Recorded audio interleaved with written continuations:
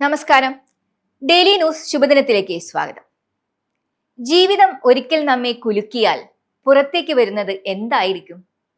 കേൾക്കാം ഇന്നത്തെ ശുഭദിന ചിന്ത. ഡെയിലി ന്യൂസ് ശുഭദിനം നിങ്ങൾക്കായി അവതരിപ്പിക്കുന്നത് ജോയ ലൂക്കാസ്. പൊന്നണിഞ്ഞ പ്രഭാതത്തിന്റെ അലകളിൽ നിറയുന്ന പുഞ്ചിരികൾ, അതെ, ഇന്ന് ആഘോഷമാണ്. ജോയ ലൂക്കാസ്, ഓരോ ആഘോഷത്തിന്റെയും ആത്മാവ്.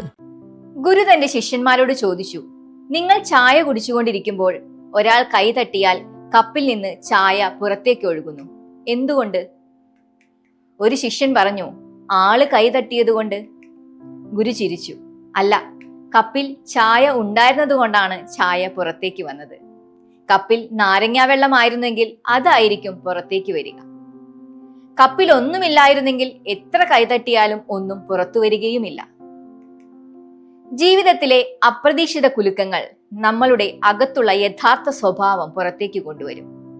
സാധാരണ സമയങ്ങളിൽ നമ്മൾ സ്വയം നിയന്ത്രിക്കും, പക്ഷേ പ്രതിസന്ധി വന്നാൽ നമ്മളിൽ നിറച്ചിരിക്കുന്നതാണ് പുറത്തേക്ക് ഒഴുകുന്നത്.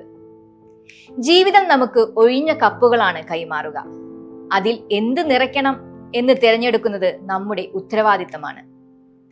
പുറത്തേക്ക് വരുന്നത് അശുദ്ധമാണെങ്കിൽ അകം വൃത്തിയാക്കേണ്ട സമയം കടന്നുപോയിരിക്കുന്നു. ശുഭദിനം. ഡെയിലി ന്യൂസ് ശുഭദിനം നിങ്ങൾക്കായി അവതരിപ്പിക്കുന്നത് ജോയ ലൂക്കാസ്.